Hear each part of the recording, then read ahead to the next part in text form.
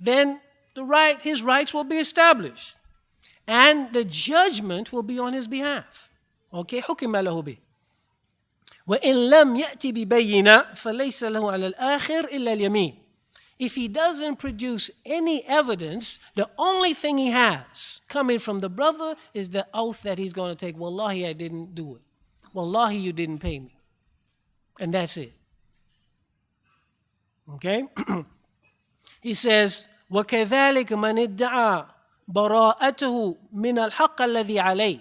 Likewise, the person who claims that he's free of the responsibility that has been established on him. You claiming that, look, I discharged it. Okay? وَأَنْكَرَ صَاحِبُ الْحَقِّ ذَلِكَ. And the person who has the right say, no, man, you didn't do that. Okay?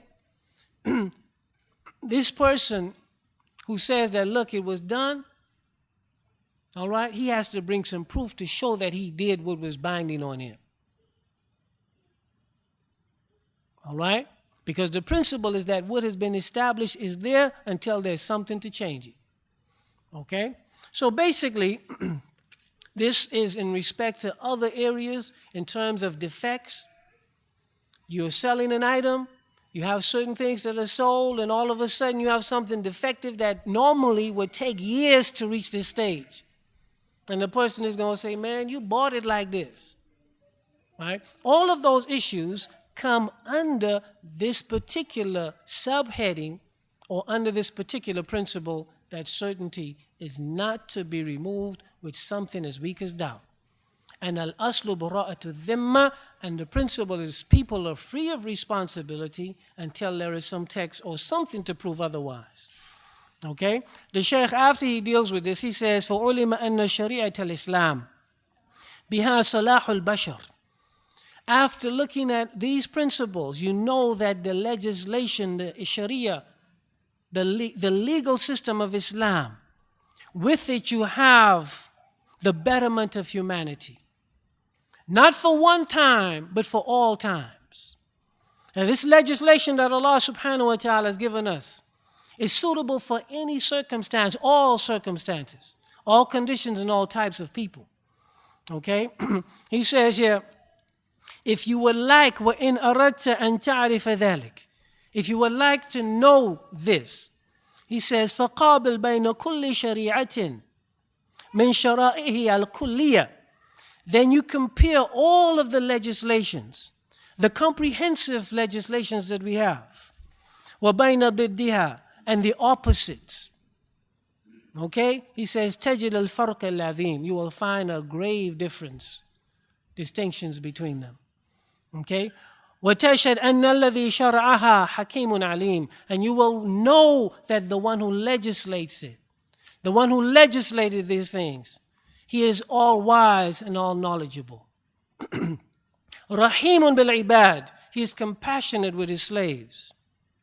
لِاشْتِمَالِهِ عَلَى الْحِكْمَ وَالْعَدْلِ. Because all of these things, they are based upon wisdom and justice. Wisdom and justice. وَنَصْرِ الْمَظْلُومِ وَرَدْعِ الظَّالِمِ. And to aid the oppressed and to prevent the person who's oppressive. وقد قال بعض المحققين إن الشريعة جعلت اليمين في أقوى جنبتي المدعين أو مدعين ومن تتبع ذلك عرفه والله أعلم. He says some of the scholars, when they deal with this issue, they say the Sharia places the act of swearing on the person who has the strongest position. Okay? You have a contract here, it's signed, that's strong. You're claiming that you paid, that's a weak position. All right? You're saying that, look, I've been in the waiting period for 4 months. Right? 4 months. This is different though, because there's no oath here. That is something else. All right? But where we do have these situations where a person is responsible and he claims the opposite, or he claims that someone owes him something, Okay? Any of those situations, the strongest position, that which goes with what is more certain, that person has the strongest position, and to prove his point, he only has to swear. The other person who goes against that has to bring some evidence. All of those are subdivisions of the general principles, and this particular discussion was done by a sheikh in his book, Bahja Qulub al-Abrar, and he deals some more with other issues. Okay?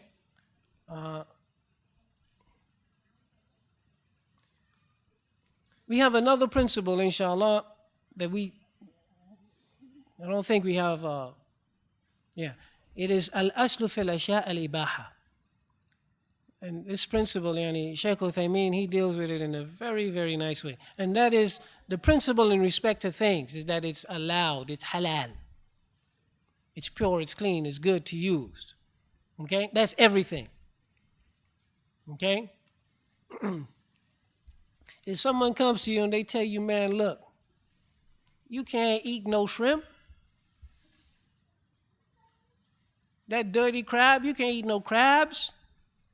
And the fish, if it ain't but so big, 12 inches, man, it's haram.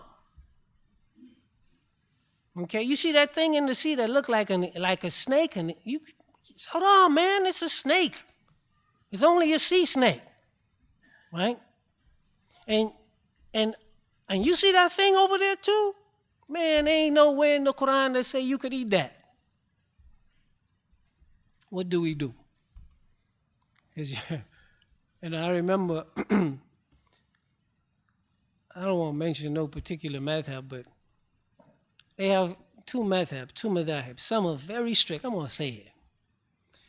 The Ahnaf, their madhab in respect to food and drink is, man, almost the opposite of this principle.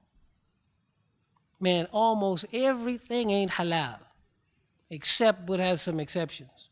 The Malikiyya, rahimahumullah, rahimah al-Jami', they are the opposite. Man, everything in this dunya is halal unless you got to bring some real strong text. Okay? And actually that position is coextensive along with what we have in the Quran and in the Sunnah, as we will see inshallah. Hey. Shaykh Uthaymeen rahimahullah ta'ala, hey man, could you eat a seal? It's halal or haram? Don't answer that. What about a turtle? What about an iguana? Man, could you eat a lizard? What about some frogs? Huh? No? What about a monkey, man? Hey, anyway, we're going to move and show how, look, when you come to these areas, we have actually, in our deen, Allah has legislated for us things, man, to make your heart at ease. Whether you live in the North Pole or down south, whether you're used to eating possums, right? Take it easy.